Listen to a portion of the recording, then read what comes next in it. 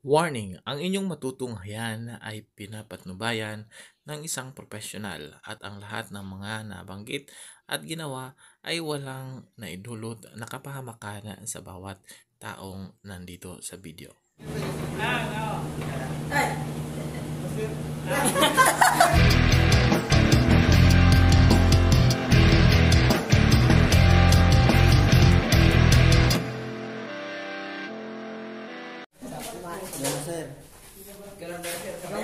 Okay, so ngayon po, ang gagawin po natin, naka-record tayo. So, para paano na, ito, safe naman po ito, So, ang kuryente po natin, o ang makina po natin is 250 amp. Pero ang amp na pwedeng 250. 2 amp lang. So, hindi po 250. Ayun, dapat tigsalang pulo para mo dyan, then maubos. Ayan. Ano gusto nyo sa date? Okay, so ang gagawin po natin ngayon, activity na ito, initiation po. Isa-isa. So, hawak po kayo dito. Ganyan. Pirang second, sir. Ano lang, dikit lang. Neman, nagpupunto na sa dito. Babad. Ang purpose lang po na activity ito is just to show you na ang kuryente po ay present. Ayun, ibig sabihin po, dahil po suba-suba. So, mamaya po may explain po ako sa inyo kung bakit ang iba sa inyo dyan, baka dahil makuryente, ang iba makuryente, ang iba makusog, ang iba mahina. So, may reason po yan. Okay, so tawagin po natin base tuman sa attendance. Sige po. Pandarap po na ang makina.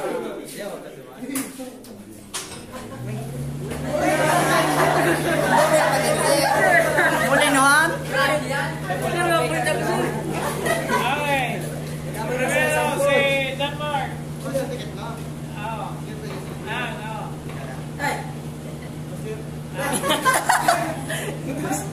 Okay.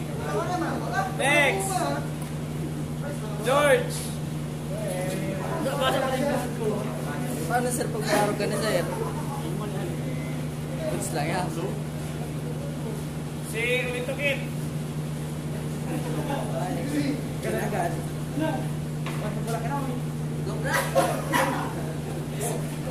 Francis Pino.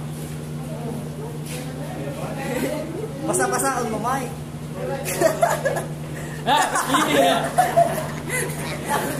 Nagiging Barbie.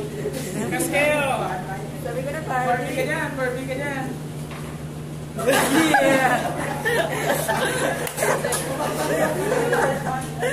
Jobet. Imperial. Pasog daw ah.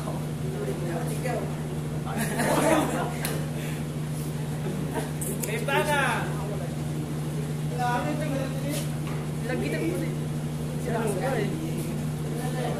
Lina.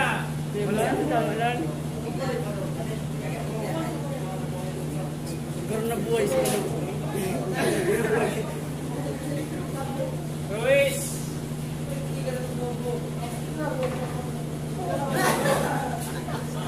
Tinagasal. Muñoz.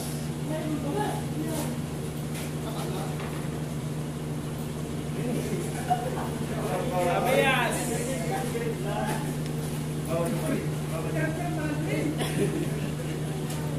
Akubo. Ayos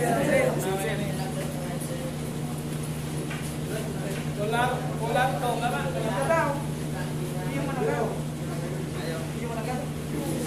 Mayores.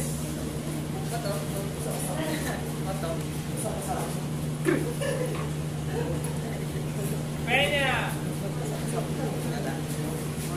Sarap mo lang yung bukal ng mutkol. De Leon.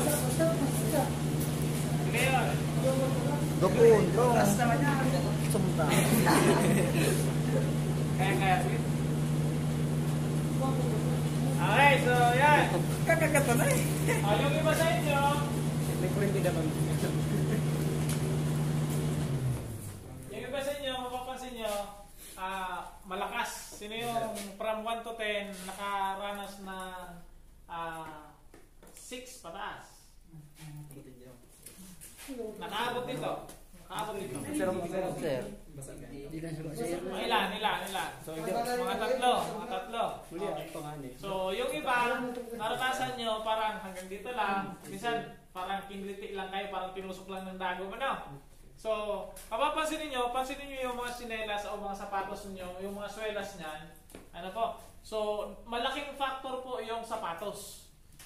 Malaking factor po yung sapatos natin kung bakit kailangan po sa ating trabaho as a welder na yung ating sapatos is makapal ang swelas.